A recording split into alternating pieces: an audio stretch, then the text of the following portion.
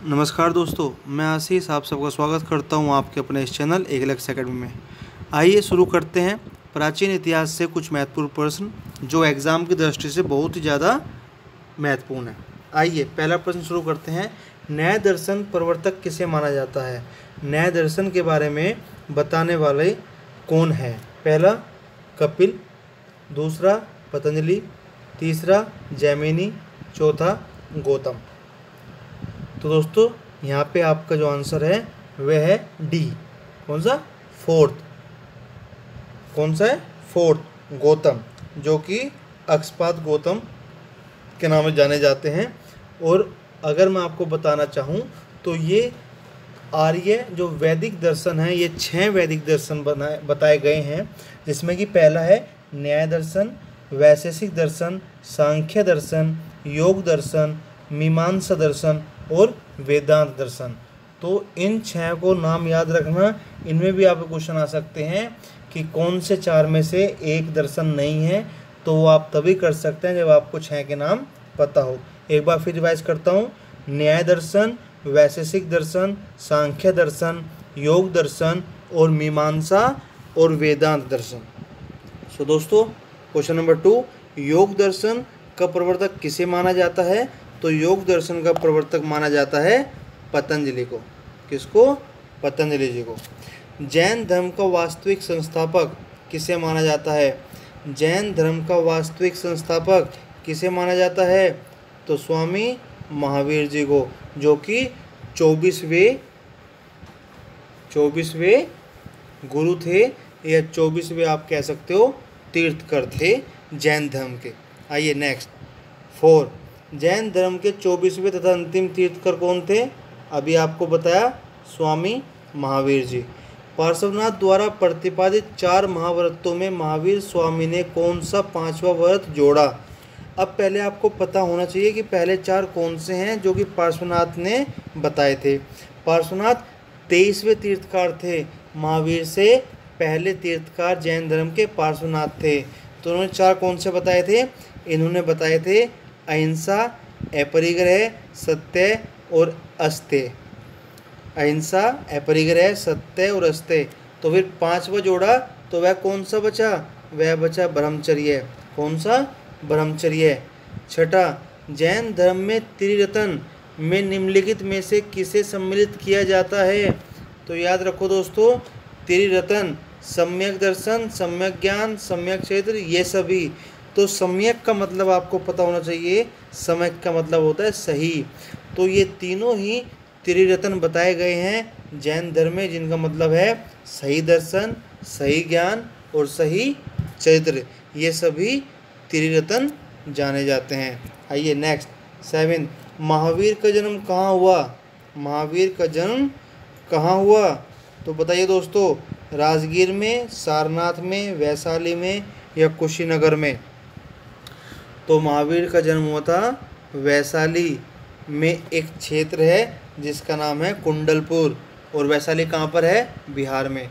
तो बिहार के वैशाली में एक जगह है कुंडलपुर। उस कुंडलपुर क्षेत्र में महावीर जी का जन्म हुआ था। और कब हुआ था? यह हुआ था ईसा से 599 ईसा पूर्व। जब ईसा का जन्म हुआ, ईसा के जन्म से लगभग 600 ईसा पूर्व पहले। तो आप कह सकते हो कि लगभग अब से 2600 साल पहले इनका जन्म हुआ था। 8वां, मौर्यकालीन समाज एवं संस्कृति के संबंध से महत्वपूर्ण जानकारी मिलती है किससे? इंडिका, राजतरंगिणी, अर्थशास्त्र, प्रयाग स्तंभ अभिलेख। मौर्यकालीन समाज एवं संस्कृति के संबंध में महत्वपूर्ण जानकारी मिलती है, तो यह किसने लिखी थी? यह लिखी थी मेगास्थनीज ने। किसने? मेगास्थनीज ने। और इस किताब का नाम क्या है? इंडिका। क्या है दोस्तों? इंडिका। और मेगास्थनीज चंद्रगुप्त मौर्य के टाइम में उनके दरबार में यूनान का राजदूत के तौर पर वहाँ पे काम करते थे। ठीक है। आइए नंबर 9, स्यादवाद किस धर्म के दर्शन का मूल आधार है?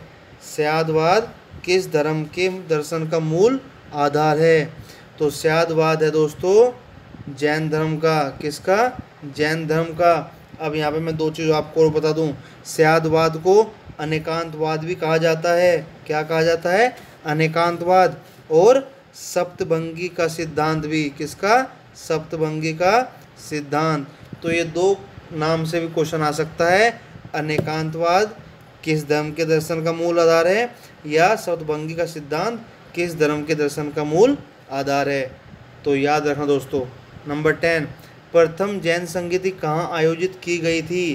प्रथम जैन संगीति कहाँ आयोजित की गई थी? तो यह आयोजित कहाँ की गई थी? सारनाथ, पाटलिपुत्र, वल्लभी, श्रवण बेलगोला। तो यह की गई थी पाटलिपुत्र में। कहाँ पर? पाटलिपुत्र में। अब मैं यहाँ आपको बता दूँ कि यह इस समय शासनकाल किसका था? चंद्रगुप्त मौर्य का शासनकाल था। किसका? चंद्रगुप्त मौर्य के शासनकाल में पाटलिपुत्र में प्रथम जैन संगीति आयोजित की गई थी। और यह कब? यह 300 एडी में, 300 एडी में इसको आयोजित की गई थी। दूसरी बात, इसका अध्यक्ष कौन था? इसका अध्यक्ष था स्थूलभद्र। कौन था? स्थूलभद्र। और इस संगीति के बाद जो जैन धर्म समाज था यह दो हिस्सों में बट गया था, जिसको कि आप आज जानते हैं, दिगंबर जैन और श्वेतांबर जैन। तो याद रखना 300 एडी में चंद्रगुप्त मौर्य के शासनकाल में स्थूलभद्र की अध्यक्षता में यह प्रथम जैन संगीति हुई थी। साथ साथ आपको बता दूं कि दूसरी जैन संगीति कहाँ हुई थी?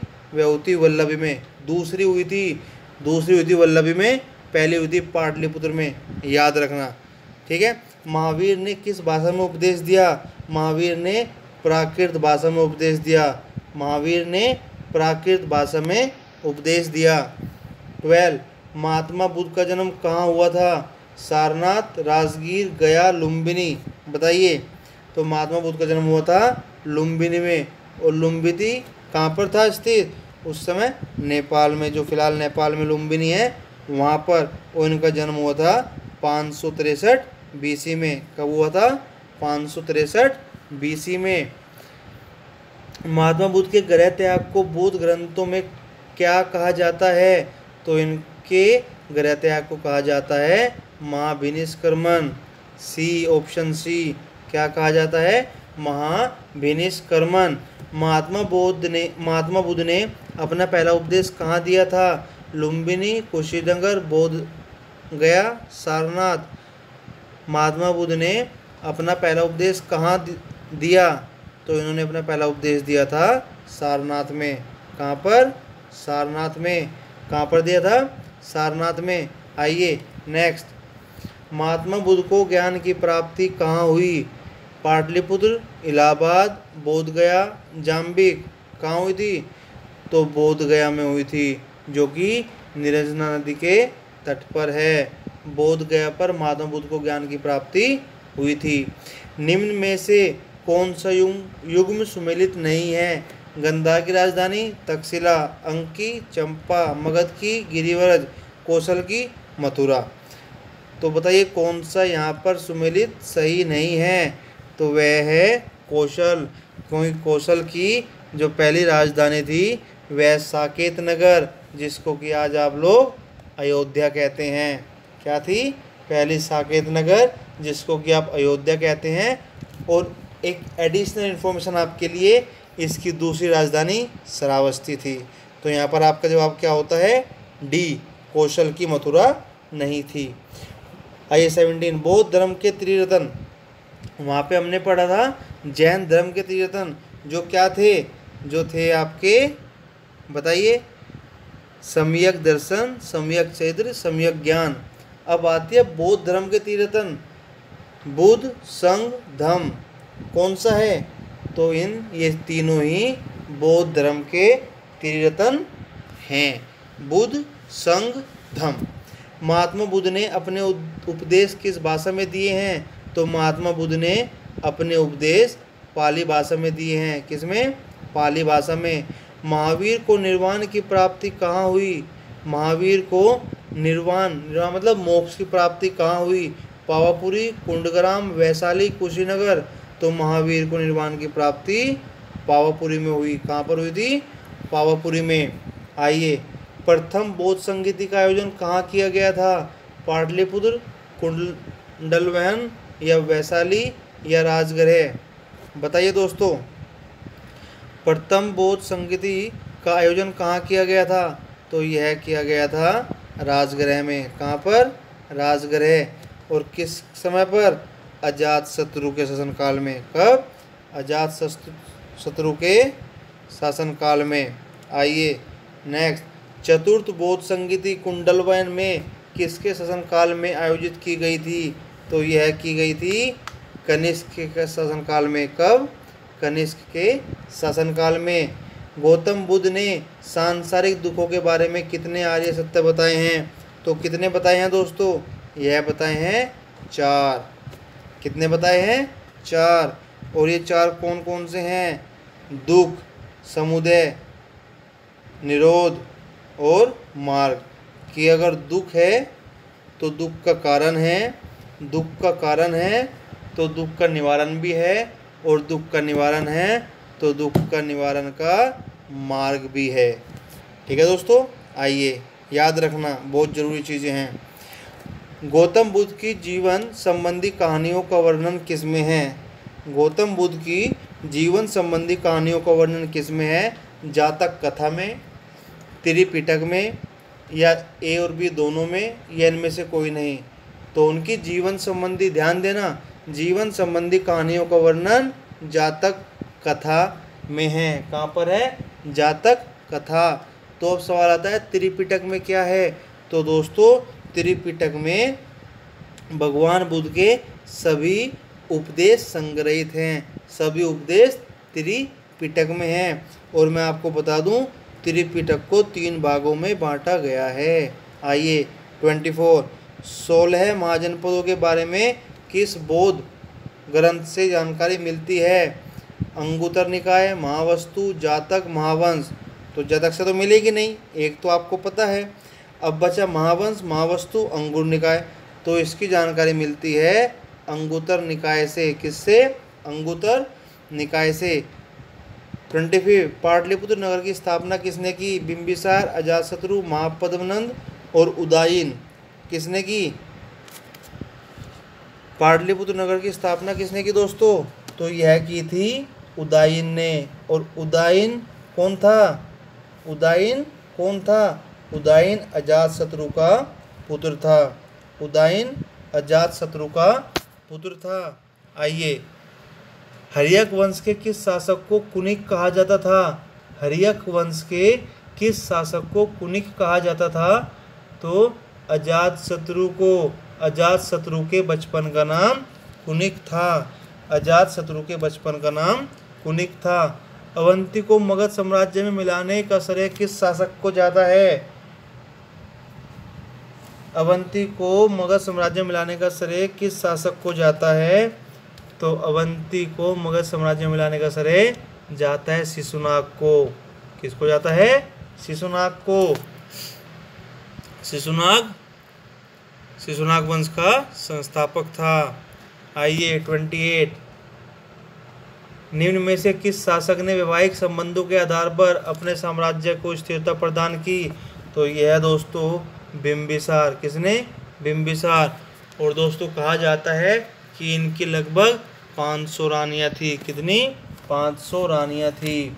निम्न में से किस शासक को सर्वक स्तरांतक का मतलब होता है अक्षत्रियों का नाश करने वाला कहा गया है? धननंद, महापद्मनंद, अजातशत्रु, सिकंदर। बताइए कौन है? तो ये है दोस्तों महापद्मनंद। कौन है? महापद्मनंद। महापद्मनंद को सर्वक स्तरांतक कहा जाता है। और महापद्मनंद नंद वंशज के संस्थापक थे। इन्होंने ही किसको? उदयन को मारकर नंद वंश को वहाँ पर बढ़ाया था। ठीक है दोस्तों, आइए नेक्स्ट क्वेश्चन। सिकंदर के आक्रमण के समय मगध का शासक कौन था? तो सिकंदर के आक्रमण के समय मगध का शासक धननंद था। कौन था? धननंद। कौन था दोस्तों? धननंद। और धननंद कौन था? धननंद आपका शिशुनाग का पुत्र था। कौन था? शिशुनाग का पुत्र। कालाशोक की राजधानी कहाँ थी? अब ये कालाशोक कौन था? कालाशोक की राजधानी कहाँ थी? तो कालाशोक की राजधानी दोस्तों वैशाली थी। कहाँ थी? वैशाली। इसने फिर बाद में बदलकर इसको पाटलिपुत्र कर लिया था। कालाशोक को काकवर्ण के नाम से भी जाना जाता है। कालाशोक को काकवर्ण के नाम से भी जाना जाता है। चलिए नेक्स्ट 32। सिकंदर कहाँ का शासक था? तो सिकंदर कहाँ का शासक था? सिकंदर मकदूनिया का शासक था। कहाँ का? मकदूनिया का शासक सिकंदर था। सिकंदर एवं पोरस के बीच जो युद्ध हुआ 326 ईसा पूर्व में, वह युद्ध किस नाम से जाना जाता है? तो वह युद्ध जाना जाता है वितस्ता या झेलम का युद्ध। किस नाम से? वितस्ता या झेलम का युद्ध। आइए नेक्स्ट 34। चंद्रगुप्त मौर्य का सैंड्रोकोट्स के रूप में किसने पहचान की? चंद्रगुप्त मौर्य की सैंड्रोकोट्स के रूप में किसने पहचान की? तो ये आपको पता होना चाहिए, विलियम जोन्स ने। किसने? विलियम जोन्स ने। और मैं आपको बता दूं कि चंद्रगुप्त मौर्य को ग्रीक में सैंड्रोकोट्स कहा जाता है और लैटिन में एंडोकोट्स कहा जाता है। और लैटिन में एंडोकोट्स कहा जाता है। याद रखना, सवाल आ सकता है एंडोकोट्स किसे कहा जाता है? तो एंडोकोट्स भी चंद्रगुप्त मौर्य को कहा जाता है और सैंड्रोकोट्स भी चंद्रगुप्त मौर्य को ही कहा जाता है। 35। चंद्रगुप्त मौर्य का प्रधानमंत्री कौन था? आप सब जानते हैं, चाणक्य ही चंद्रगुप्त मौर्य का प्रधानमंत्री था। 36। चंद्रगुप्त मौर्य ने नंदवंश के किस शासक को समाप्त कर मौर्य वंश की स्थापना की थी? तो यह की थी धननंद को। धननंद को समाप्त कर। और धननंद कौन था? धननंद था आपका किसका पुत्र? धननंद आपका महापद्म नंद का पुत्र था। और धननंद ने एक बार चाणक्य की बेइज्जती की थी, तो चाणक्य ने तब कसम खाई थी, मैं इसके वंश का नाश करा दूंगा। ठीक है दोस्तों, आइए नेक्स्ट 37। प्रसिद्ध यूनानी राजदूत मेगास्थनीज किसके दरबार में रहता था? आपको बताया था किसके दरबार में? चंद्रगुप्त मौर्य के दरबार में रहता था। कौटिल्य की विश्व प्रसिद्ध रचना। कौटिल्य किसको कहते हैं? कौटिल्य चाणक्य का दूसरा नाम है। कौटिल्य चाणक्य का दूसरा नाम है। तो कौटिल्य की रचना कौन सी है? अर्थशास्त्र। क्या लिखी थी दोस्तों? अर्थशास्त्र। इंडिका किसकी रचना है? पहले बता चुका हूँ आपको, इंडिका किसकी रचना है? विष्णुगुप्त चाणक्य मेगास्थनीज। तो वह रचना है मेगास्थनीज की। मेगास्थनीज की बुक है इंडिका। आइए 40।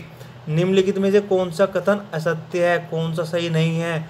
कौटिल्य का दूसरा नाम विष्णुगुप्त या चाणक्य था? बिल्कुल सही है, दोनों नाम कौटिल्य के थे। चंद्रगुप्त में सौराष्ट्र में सुदर्शन झील का निर्माण करवाया था? बिल्कुल सही है, कराया था। चंद्रगुप्त मौर्य ने अपने अंतिम समय में जैन धर्म की दीक्षा ले श्रवण बेलगोला में प्राण त्याग दिए थे? यह बिल्कुल सही है। तो इसका जवाब है डी, उपरोक्त में से कोई सा भी गलत नहीं है। यूनानियों ने किसे अमित्रोचेट्स कहा? अभी तो हमने क्या पढ़ा था कि सैंड्रोकोट्स कौन था? चंद्रगुप्त। एंटोकोट्स, जो एंटोकोट्स है वो भी चंद्रगुप्त। अब यहाँ है अमित्रोचेट्स कहा गया किसे? तो अमित्रोचेट्स कहा गया है आपके बिंदुसार को। किसको कहा गया दोस्तों? ये कहा गया है बिंदुसार को। सी, इसका आंसर क्या है? सी। याद रखना, अमित्रोचेट्स बिंदुसार को कहा गया है। आइए 42। मौर्य शासक अशोक ने कलिंग पर कब आक्रमण किया था? अशोक ने कलिंग पर कब आक्रमण किया था? तो अशोक ने कलिंग पर आक्रमण किया था 261 ईसा पूर्व में। कब? 261 ईसा पूर्व में। अशोक के शिलालेखों को सर्वप्रथम किसने पढ़ा? अब यहाँ दो सवाल बन सकते हैं। अशोक के शिलालेखों को सर्वप्रथम किसने पढ़ा? तो वह तो पढ़ा आपके विलियम जोन्स, वह पढ़ा आपके जेम्स प्रिंसेप ने। किसने? जेम्स प्रिंसेप ने। कब? 1837 में। कब? 1837 ईस्वी में। लेकिन दूसरा सवाल है, को सर्वप्रथम किसने खोजा? सर्वप्रथम किसने खोजा? तो वह था टिफेल थेलर ने। किसने? टिफेल थेलर ने। और कब? 1750 में। तो ध्यान रखना दोस्तों, सबसे पहले किसने खोजा? टिफेल थेलर ने 1750 में। लेकिन पढ़ा सबसे पहले किसने? जेम्स प्रिंसेप ने 1837 में। अशोक के किस शिलालेख में उसकी कलिंग विजय का वर्णन है? अशोक के किस शिलालेख में उसकी कलिंग विजय का वर्णन है? 9वें, 11वें, 10वें, 13वें? तो इसका जवाब है दोस्तों डी, 13वें में।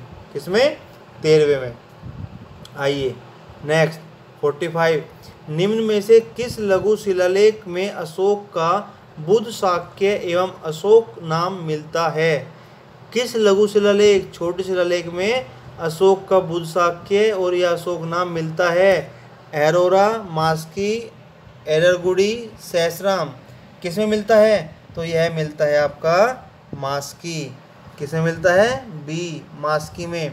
अशोक का कौन सा अभिलेख 2 भाषाओं में है? कौन सी भाषा? ग्रीक, अरामीक। ग्रीक, अरामीक में प्राप्त होता है। सरेकुना, शाहबाजगढ़ी, कालसी, रुम्बिंदेई? तो ये आपका सरेकुना। क्या है? सरेकुना। आइए नेक्स्ट 47। सांची के स्तूप का निर्माण किसने कराया था? सांची के स्तूप का निर्माण किसने कराया था? तो ये आपको पता है दोस्तों, अशोक ने। किसने? अशोक ने।